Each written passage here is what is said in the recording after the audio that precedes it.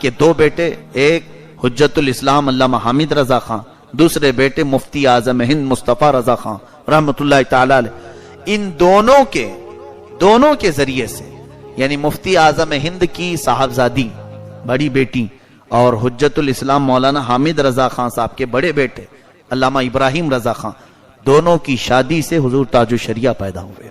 یعنی تاج الشریعہ کے نانا بھی اعلیٰ حضرت ہیں، دادا بھی اعلیٰ حضرت ہیں، نجیب الطرفین ہیں، نانا مفتی اعظم ہند، دادا حجت الاسلام. ان دونوں کے واسطے سے اعلیٰ حضرت تک آپ پہنچتے ہیں، ماں کے سلسلے سے بھی، باپ کے سلسلے سے بھی. گھر میں آپ کی عمر جب 4 سال 4 مہینے 4 دن کی تھی، بریلی میں یہ رسم بسم اللہ خانی اعلیٰ حضرت کے خاندان میں بڑی مشہور ہے. آپ کو آپ کے والد ماجد نے کروائی تھی، اور آپ کی والدہ کے پاس ہی آپ نے کتنا دین پڑھ لیا تھا.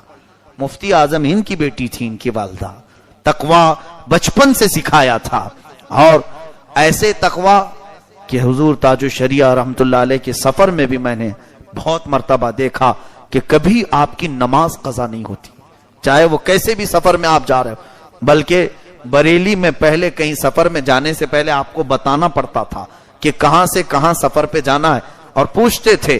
مثال کے طور پر ممبئی سے پونا جانا ہے، پونا سے پھر آگے جانا ہے، تو انہیں بتانا پڑتا تھا کہ یہاں سے یہاں کا ٹائم کتنے دیر کا ہے، کتنے گھنٹے لگتے ہیں، اور پھر اسی کے حساب سے نمازوں کے بیچ کا ٹائم وہ سفر کے لیے دیا کرتے تھے کہ جس جگہ پہنچے وہاں نماز کا وقت ہونا چاہیے اور شہر میں نماز پڑھ کر کے چلیں. اور ایسے اوقات اگر بیچ سفر میں نماز آ جائے تو اس کو آپ رد فرمایا کرتے تھے. خاص طور پر اسی لیے ٹرینوں کا سفر کم کیا کرتے کہ اس میں اپنا اختیار نہیں چل پاتا، اور سخت مشقت اور محنت جو گاڑیوں کا سفر، اور وہ بھی یو پی کی سڑکیں اس زمانے میں اچھا خاصا تھکا دیتی. آپ لمبا سفر اپنی گاڑیوں میں کرتے صرف اس بنیاد پر کہ نماز قضا نہ ہونے پائے. یہ بچپن سے والدین کا دیا ہوا طریقہ تھا. اور پڑھنے کے وقت آپ کا حال یہ تھا کہ آپ منظر اسلام میں پڑھتے رہے. پڑھائی ان کے جو ساتھ میں پڑھے ہوئے ہیں وہ لوگ موجود تھے. گجرات کے ایک مولانا ہیں، مقبول صاحب ہیں، حضور تاج الشریعہ کے وہ ساتھیوں میں رہے. کہتے ہیں کہ پڑھنے کا طریقہ یہ تھا کہ کلاس شروع ہونے سے پہلے اعلیٰ حضرت فاضل بریلوی کے مزار کے پاس کھڑے رہتے، اور پڑھنے کے لیے جیسے ہی کلاس میں آتے، پڑھ کر ہونے کے بعد فوراً پھر اعلیٰ حضرت کے مزار کے پاس آتے. ان سے روز پوچھتا میں کہ آپ جانے کے وقت بھی آنے کے وقت بھی کیا کہتے ہیں؟ فرماتے کہ امام علم و فن یہ ہیں اعلیٰ حضرت، یہ امام علم و فن ہے، تو جو پڑھتا ہوں کلاس میں وہ ان کو سنا کر کے آ جاتا ہوں تاکہ محفوظ ہو جائے، اور اگر کچھ غلط ہو تو یہاں سے مجھے اشارہ ہو جائے. یہ ان کے بچپن کا اور پڑھائی کے زمانہ میں بتا رہا ہوں. پھر جب آپ یہاں کا علم جو درس نظامیہ وغیرہ ہوتا ہے ختم کر کے مصر گئے، 1963 کی بات ہے. مصر جب تشریف لائے تو 3 سال آپ وہاں پر رہے. وہ کیسے رہے آپ کو میں بتاؤں. 3 سال تک 1963 سے 1966 تک تقریباً آپ وہاں پر تھے. 40 سال کے بعد جب حضرت کے پاس میں قریب رہا، آپ نے خود مجھے بتایا تھا اپنے پڑھنے کے زمانے کی باتیں کہ اس وقت کھانا بنانا پڑتا تھا، بنا کر کے کھاتے تھے. فرماتے ہیں کبھی پکی سبزی کھائی نہیں ہم نے. کتاب کھول کر بیٹھتے تھے اور ادھر سالن پکتا رہتا تھا، اور کبھی تو جل جاتی تھی سبزی اور کبھی جلدی اٹھا لیتے تو کچی رہ جاتی تھی. 3 سال ایسے ہی نکلے، اور ہم صرف اس بنیاد پر کہ کھانے کے لیے نہیں گئے تھے، کتابوں سے اتنی غذا مل جاتی تھی کہ اس کھانے کی کبھی شکایت بھی نہیں کی. یہ بھی بات یاد رکھیں کہ حضور تاج الشریعہ ایک بڑے خاندان سے تعلق رکھتے ہیں، یعنی دینی خاندان تو ہے ہی. اعلیٰ حضرت اپنے زمانے کے بہت بڑے رئیس تھے، زمیندار بھی تھے. بے حساب زمینیں اعلیٰ حضرت کی آج بھی موجود ہیں، پورے کا پورا گاؤں ان کی زمینوں کا ہے. لیکن کبھی بھی وہ مال کا غرور نہیں آیا. پڑھنے کے زمانے میں کہتے ہیں کچی سبزی کھاتے یا پھر جل جاتی سبزی. ایسے 3 سال گزرے، اور ایک وقت سنا ہم نے کہ یہاں سے ہندوستان میں اس زمانے میں جو حکومتیں چل رہی تھیں کانگریس کے دور میں، غالباً یہاں کی کانگریس کی لیڈی وہاں پہنچی تھی، اور جب وہاں پر پہنچنے کے بعد ہندوستان کے طلبہ اسٹوڈنٹس کون کون ہیں، ظاہر سی بات ہے ہمارے ملک کے بھی یہاں پڑھ رہے ہیں، تو بتایا گیا کہ ہاں ہیں یہاں پر کچھ طلبہ ہیں۔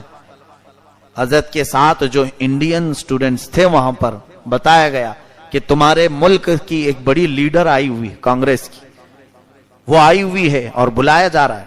ہمارے ساتھ بھی ایسا ہوا ہے کہ جب کوئی ملک کا پریزیڈنٹ آتا تھا تو جامعہ ازہر میں جو پڑھنے والے اسٹوڈنٹ ہیں ان کو پیش کیا جاتا تھا کہ یہ انڈیا کے ہیں، یہ فلاں جگہ کے ہیں۔ تو اسی طرح حضرت کو جب خبر دی گئی کہ ایک لیڈی آئی ہوئی ہے تو ظاہر سی بات ہے دوسرے جب پڑھنے کے زمانے میں دوڑے دوڑے بھاگتے تھے کہ دیکھ کر کیا ہے ہمارے ملک کے یا تو پرائم منسٹر یا جو بھی منسٹر آئے ہوں۔ حضرت نے پڑھنے کے زمانے میں انکار فرما دیا۔ پہلی بات تو وہ کافرہ ہے، دوسری بات تو وہ غیر محرم ہے، میں ہرگز نہیں جاؤں گا۔ یہ اس زمانے آپ تنہا تھے جو انکار کیے، دوسرے ملنے کے لیے اگرچہ چلے گئے ہوں نہیں گئے، حالانکہ اس زمانے کی کوئی بات آپ کو کون کیا کہہ سکتا تھا، پڑھنے کا زمانہ تھا، مل لیے تو کیا ہے، نہیں، یہ تقوی ان کے گھر کی وراثت میں ملا ہے۔ اسی طرح سے میں 40 سال کے بعد حضرت کے ساتھ مصر کے دورے میں ساتھ رہا۔ 2009 میں حضرت تشریف لائے تھے مصر، جب میں وہاں پڑھ رہا تھا۔ اور یہ ایک آپ کو اس لیے میں بتا رہا ہوں کہ لوگوں کو یہ نہ لگے کہ سنی سنی باتیں کر رہا ہوں۔ پہلے میں اپنی حیثیت آپ کو بتا دوں، الحمدللہ میرے تعلیم کا اکثر حصہ جو میں نے مفتی کورس کیا ہے وہ حضور تاج الشریعہ کے پاس ہی کیا ہے، اور الحمدللہ روزانہ کتاب آپ کے پاس پڑھنے کا مجھے شرف حاصل ہوتا، وہ پوری ریکارڈ میرے پاس موجود ہے۔ میرے وہ خاص استاد رہے ہیں، میری تربیت فرمائے ہیں، اور اتنا ہی نہیں، جامعہ ازہر جانے کی جب میری بات آئی تھی، جامعۃ الرضا کا الحاق جب ہوا تھا جامعۃ الرضا کا جامعہ ازہر سے، تو پہلی بیچ جو بریلی سے جانے والی تھی اس میں صرف سنگل میرا نام آیا تھا، صرف میرا اکیلے کا نام ہے، وہ بھی حضرت کی دعا سے الحمدللہ۔ 1-1.5 سال مفتی کورس کا ہونے کے بعد میرا سلیکشن لیٹر وہاں سے آیا، تو ابھی میری دستار بندی نہیں ہوئی تھی، یعنی مفتی کورس کی جو امامہ باندھا جاتا ہے وہ عرس رضوی میں، اس سے پہلے ہی میرا سلیکشن لیٹر آ گیا، جانا تھا۔ پوچھا میں نے حضرت سے کیا کروں، کہا آپ نکل جاؤ۔ ایک چاہ بھی تو رہتی ہے کہ اتنے دن پڑے اور میرے دستار نہیں ہوئی۔ مجھے بھی یہ خواہش تھی کہ جلسے میں عرس اعلیٰ حضرت کے بعد چلا جاتا تو اچھا ہوتا، لیکن وہاں وقت نہیں تھا، اگر لیٹ کرتے تو سلیکشن ختم ہو جاتا۔ تو حضرت نے فرمایا کہ نہیں جاؤ تیاری کرو، تو میں بادل ناخواستہ جامعہ میں آیا، اپنا سامان وغیرہ اٹھایا، تیاری کر رہا تھا۔ اسی وقت مجھے خبر دی گئی کہ حضرت مدرسے میں آ رہے ہیں، ظہر کے بعد مدرسے آنے والے۔ اسی دن مجھے نکلنا تھا بریلی شریف سے، میرے سب اساتذہ سے ساتھیوں سے مل کر سنا کہ حضرت آ رہے ہیں اچانک۔ تو حضرت کے آنے کے وقت سارے طلبہ جتنے بھی ہیں وہ مسجد میں جمع ہو جاتے تھے، تقریباً 700-800 کے قریب وہاں پر طلبہ پڑھتے تھے بریلی شریف میں، تو سارے اساتذہ سب جمع ہوئے، تو آنے کی خبر پوچھی گئی۔ دوپہر میں حضرت تشریف لائے ہیں، ان کے صاحبزادے علامہ اسجد رضا صاحب بھی ساتھ میں تھے، تو بتایا حضرت نے کہ ہمارے جامعہ کا ایک بچہ جامعہ ازہر جا رہا ہے، میں اس کے لیے آیا ہوں۔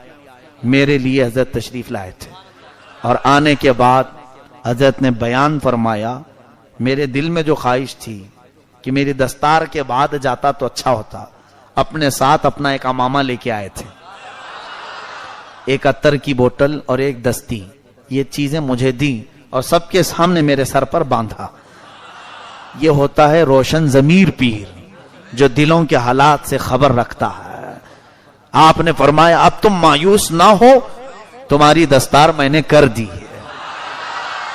یہ حضرت نے بیان میں فرمایا تھا، بیان فرمایا اور نصیحت بھی کی تھی، جانے کے بعد وہاں کیسے رہنا چاہیے، وہاں کیسے رہنا، اس پر ایک آدھا گھنٹہ نصیحت فرمائی کہ لوگوں سے میل جول زیادہ نہ رکھو، علم کے لیے جا رہے ہو، گھومنے پھرنے سے تعلق نہیں رہنا چاہیے، طالب علم کو یہ سب چیزیں زہر ہیں۔ آپ نے کئی عربی کی عبارتیں پڑھ کر نصیحت فرمائی، پھر وہاں سے چل پڑا۔ مصر جانے کے بعد اکثر ایسا ہوتا کہ حضرت سے میرے تعلقات قائم تھے، الحمدللہ۔ کتابوں کو حضرت بہت پسند فرماتے تھے، عربی کی کتابیں وہ مصر سے خرید کر بریلی لانے کا کام میرا ہی تھا۔ تو کئی کتابیں میں وہاں سے لے کر کے آتا. پھر ایک بار پلان یہ بنا کہ حضرت مصر تشریف لائیں. وہاں پر مصر میں سنی علماء کے دماغ میں کچھ لوگوں نے یہ خرافات ڈال دی تھی کہ بریلوی ایک نیا فرقہ ہے, اس کو ختم کرنا ضروری تھا. اس کے لیے ہم نے حضرت کو وہاں بلایا تھا. حضرت تشریف لائے اپنے چند مریدین کے ساتھ. وہ سارا انتظام میرے ذمہ تھا. الحمدللہ حضرت کے قیام کا, حضرت کے ساری چیزوں کا میں منتظم تھا. میرے اپنے پیسوں سے نہیں, حضرت کے ہی پیسوں سے. سارے انتظامات کے بعد میں جو بات کہنے جا رہا ہوں وہ یہ ہے, دریائے نیل کا نام تو سنا ہوگا آپ نے. اس کا حسن و جمال پوری دنیا میں مشہور ہے. ہاں, اس کی رنگینی, اس کی رانائی. دریائے نیل عیاشی کے لیے بھی مشہور ہے آج تک, آج بھی. اس میں کشتیاں جو ہے سجا کر کے ایسے ڈانس ہوتے ہیں, رقص ہوتے ہیں, ساری اور بھی بہت ساری چیزیں. دریائے نیل دیکھنے کے لیے لوگ دور دور سے آتے ہیں. ہم جہاں رہتے تھے جس ہاسٹل میں, وہاں سے دریائے نیل صرف 15 منٹ کا راستہ ہے مصر میں. اور بہت دنیا کی سب سے بڑی لمبی دریا کا نام, ندی کا نام ہے دریائے نیل. حضرت بھی اسی ہاسٹل میں 3 سال گزار کر گئے, اور جب 40 سال کے بعد آئے تھے یعنی 2009 میں, حضرت کی بصارت, آنکھوں کو کمزوری لاحق تھی, دیکھ نہیں پاتے تھے. تو کار میں بیٹھے ہوئے ہم گزر رہے تھے, دریائے نیل کا برج آیا. تو میں نے عرض کیا کہ حضرت ہم دریائے نیل کے اوپر سے گزر رہے ہیں. چلتے چلتے ہم بتا دیتے کہ ابھی قریب میں یہ چیز آئی, وہ چیز آئی. تو حضرت کو ہم نے بتایا کہ یہ دریائے نیل کے اوپر سے ہم گزر رہے ہیں. تو مسکرانے لگے اور فرماتے ہیں میرے پڑھنے کے زمانے میں جب میں یہاں تھا 3 سال رہا, کبھی مجھے آنے کا اتفاق ہی نہیں ہوا, کبھی دریائے نیل دیکھا نہیں. میں آج آپ کو بتاؤں, یہاں انڈیا سے پڑھنے کے لیے جتنے بھی جاتے ہیں, ابھی داخلہ نہیں ہوا ہوتا ہے, وہ دریائے نیل دیکھنے پہلے جاتے ہیں. ایڈمیشن بعد میں ہوتا ہے, وہ نیل دیکھنے پہلے جاتے ہیں. پیرامڈز پہلے دیکھنا ہے, الیگزینڈریا پہلے دیکھنا ہے. سب جانے والوں کا یہ حال ہے. حضرت فرما رہے ہیں 3 سال میں رہا جامعہ ازہر میں, کتنا مشکل سے 15 منٹ کا راستہ ہے, 15 منٹ کا راستہ ہے. فرماتے کبھی میں دریائے نیل دیکھا ہی نہیں, اور اب 40 سال کے بعد آیا ہوں, تم لوگ اس کے اوپر سے گزار رہے ہو, اب میری آنکھیں ہی نہیں. یہ متقی کی زندگی ہوتی ہے, جس کے سامنے دنیا کی خوبصورتی پھیکی ہے. حقیقت بات تو یہ ہے, جن نظروں میں جمال مصطفیٰ بسا ہو, اسے دنیا کی خوبصورتی کبھی اپنی طرف دعوت دے ہی نہیں پائے گی. یہ ان بزرگوں کی زندگی. حضور تاج الشریعہ دامہ ظلہ العالی, آپ کا سایہ ہم سب پر ہمیشہ قائم و دائم رہے.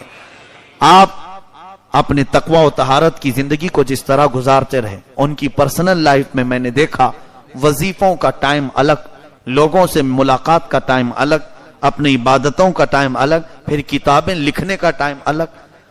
آخری عمر تک آنکھیں جا چکی تھیں, دیکھ کے پڑھ نہیں سکتے تھے. اس زمانے میں آپ نے تقریباً 12 یا 14 کتابیں لکھی ہیں. کیسے؟ ان کے داماد بیٹھے ہوتے, میں بھی بیٹھا ہوں لکھنے میں, اور آج ان کے پوتے داماد مولانا عاشق صاحب میرے ساتھیوں میں سے. حضرت بولتے جاتے تھے, وہ لکھتے چلے جاتے تھے, لکھتے جاتے تھے. اس طرح کرتے ہوئے آنکھیں جانے کے بعد بھی تقریباً 12 کتابیں آپ نے لکھی. اعلیٰ حضرت کی ذات, اس وقت جو کتابیں اعلیٰ حضرت کی اردو میں تھی, اس کو آپ نے عربی میں ٹرانسلیٹ کیا. بہت ساری کتابیں مصر پہنچی اور وہاں سے چھپ بھی گئی. اور آپ کو یہ بھی میں بتاؤں کہ مصر جب تشریف لائے تھے تو وہاں پر آپ کا جلال و جمال دیکھنے کے قابل تھا. علماء مصر جو جامعہ ازہر کے اساتذہ ہیں, وہ جلدی کسی کو بھاؤ نہیں دیتے, دنیا کے بڑے علم والے سمجھے جاتے ہیں. جامعہ ازہر میں پڑھا رہے ہیں, وہ بہت اونچے لوگ ہوتے ہیں, وہ جلدی کسی کو ملنے نہیں آتے. لیکن حضور تاج الشریعہ جب مصر آئے تھے, تقریباً 27 اساتذہ جامعہ ازہر کے ان سے ملنے کے لیے آئے تھے. مجھے یاد ہے جتنوں کو دعوت دی گئی تھی, اس کے علاوہ دوسرے یونیورسٹیوں کے سب ملائیں تو تقریباً 40 بڑے علماء ایک مجلس میں موجود تھے. حضرت عرب لوگوں کے بیچ میں بیٹھے ہوئے تھے, اور وہاں کیسا ہوتا ہے, ذمہ داری کی بات ہوتی ہے, بات کرے گا, اور وہ بھی ایک اجمی آدمی عرب میں بات کرے گا, عربی لوگوں کے درمیان. ہم ڈرے سے, ہماری زبان نہیں کھلتی تھی ان لوگوں کے سامنے. اور حضرت فصیح عربی میں آدھا گھنٹہ تک ان کے سامنے بیان کرتے رہے. وہ 40 سال پہلے پڑھی ہوئی عربی مصر کی اس وقت تک ان کے ذہن میں. جب بولتے گئے وہ اساتذہ جو جامعہ ازہر کے وہ اش کرتے رہے. اس کے بعد مصر کا ایک طریقہ ہے, اب جیسے یہاں کیسے کوئی بھی آئے بیان کرے اور چلا جائے, وہاں مصر میں ایسا نہیں ہوتا. بیان کرنے کے بعد مقرر کو بیٹھاتے ہیں, بیٹھو, جو بیان کیے نا اس میں کچھ سوالات ہیں, ہم سوال کریں گے, آپ جواب دو. وہاں کا قانون ایسے ہی ہے, طریقہ ہے, کوئی بھی بول کے بھاگ نہیں سکتا. یہاں تو کچھ بھی بولو اور چلو جاؤ, لوگ سب سننے کو تیار ہیں. وہاں ایسا نہیں ہوتا, مقرر کو بٹھاتے ہیں, بیان ختم ہونے کے بعد اسے 15 منٹ یا آدھا گھنٹہ دینا پڑتا ہے. حضرت کے ساتھ بھی یہی ہوا. آپ کا بیان ختم ہوا تو لوگوں نے کہا کہ ہمارے کچھ سوالات ہیں, آپ بیٹھیں. حضرت بیٹھے رہے, سوالات آتے رہے, فصیح عربی میں ہر ایک کا جواب دیتے رہے. اسی مجلس میں میں جانتا ہوں صومالیہ کے, افریقہ کے, حبشی جو سٹوڈنٹس وہاں پڑھتے تھے, کئی طلبہ جامعہ ازہر میں 60 ملکوں کے طلبہ اس مجلس میں حاضر تھے. انڈونیشیا کے, ملیشیا کے, یوکرین کے, انگلینڈ کے, بہت ساری جگہوں کے جو سٹوڈنٹ بیٹھے تھے, سبوں نے حضرت کے ہاتھ پر بیعت کی. اس وقت اس مجلس کے بعد وہاں پر بیعت لی اور حضرت سے کہا کہ آپ اپنی سند حدیث کی اجازت ہمیں عطا کریں. اس پوری مجلس میں علماء پر ایک ہی رعب طاری تھا. تب ہمیں دوسرے دن سے ہماری کالج کلیہ جس میں ہم پڑھتے تھے جانے میں فخر ہونے لگا. جب ہم داخل ہوتے تھے تو ہمارے ساتھی جو مصر کے تھے وہ سب کہتے تھے اچھا انڈین ہو. پہلے تو حقیر نظروں سے دیکھتے تھے, اس کو تو عربی آتی نہیں, لیکن حضرت کے آ کر جانے کے بعد فخر سے ہم جاتے تھے, ہاں ہم بھی اسی ہندوستان سے ہیں جہاں کے حضور اختر رضا صاحب ہیں. الحمدللہ ہمارا سر انہوں نے وہاں مصر میں بلند کیا تھا. ہمیں کبھی کبھار کلاس میں کھڑا کرتے تھے استاد اور لوگوں کو یہ بتاتے تھے, جانتے ہو یہ ہندوستان سے آئے ہیں جہاں سے حضور تاج الشریعہ آئے تھے, جن کی مجلس میں ہم بیٹھے تھے. ان کے آنے کا دورے کا پورا یعنی روداد مصر کے عربی اخباروں میں چھپی تھی یہ باتیں کہ, اور انہوں نے کیا کہا. ہوتا ہی ہے, ہر کوئی فضیلت اپنی طرف پھیر لیتا ہے. حضور تاج الشریعہ کا یہ تو تقویٰ تھا اور ان کا خاندانی علم تھا, لیکن دوسرے دن اخبار میں, مصر کے اخبار میں ایک لمبا میٹر, ایک لمبا مضمون شائع ہوا, یعود الفضل الی الازہر, یعنی تاج الشریعہ کو جو فضیلت حاصل ہے انہوں نے یہ لکھا کہ یہ جامعہ ازہر سے پڑھے ہوئے ہیں. ہر کوئی چاہتا ہی ہے کہ ہمارے ہی ہیں. تو یہ پہلی مرتبہ دیکھنے کو ملا کہ ان لوگوں نے بھی کہا کہ ازہر کے طلبہ جامعہ ازہر سے پڑھے ہوئے ایسے ایسے لوگ بھی ہیں. تو دوسرے دن اس کے جو رئیس جامعۃ الازہر جو بڑے پرنسپل کے مقام پر ہوتے ہیں, 4 لاکھ سٹوڈنٹ ہیں جامعہ ازہر کے, تقریباً 4.5 لاکھ کے قریب طلبہ ہیں جامعہ ازہر میں جو پڑھتے ہیں. وہ ایک پورا شہر ہے, چھوٹا موٹا ایک مدرسہ نہیں, جامعہ ازہر ایک پورا شہر ہے. 105 ملکوں کے طلبہ وہاں رہتے ہیں, 105, اور 56 فیکلٹیز ہیں الگ الگ, جیسے یہاں سائنس, کامرس, آرٹس ایسے ہوتے ہیں, اس طرح کے 56 فیکلٹیز جامعہ ازہر کے اندر ہیں. اتنا بڑا ایک ادارہ, اس کے پرنسپل شیخ احمد طیب دوسرے دن حضرت کو اپنے دفتر میں دعوت دے کر بلائے, اس میں ہم بھی حاضر تھے. جب وہاں پر گئے تو حضرت کو وہ لینے کے لیے آئے, نیچے سے حضرت کو پکڑ کر کے لے گئے, بٹھائے, اور بات چیت کے بعد ہمیں یہ ایکسپیکٹیشن تھا بھی نہیں کہ مطلب یہاں یہ باہر سے آئے ہوئے لوگوں کا اتنا بڑا استقبال ہوتا ہے. حضرت کے ساتھ ہم کھڑے تھے تو وہی رئیس جامعۃ الازہر جو احمد طیب صاحب تھے, انہوں نے ایک ایوارڈ نکالا جس پہ لکھا ہوا تھا درع فخر الازہر, کہ ازہر کا جس پر فخر ہے وہ ہم اسے عطا کر رہے ہیں.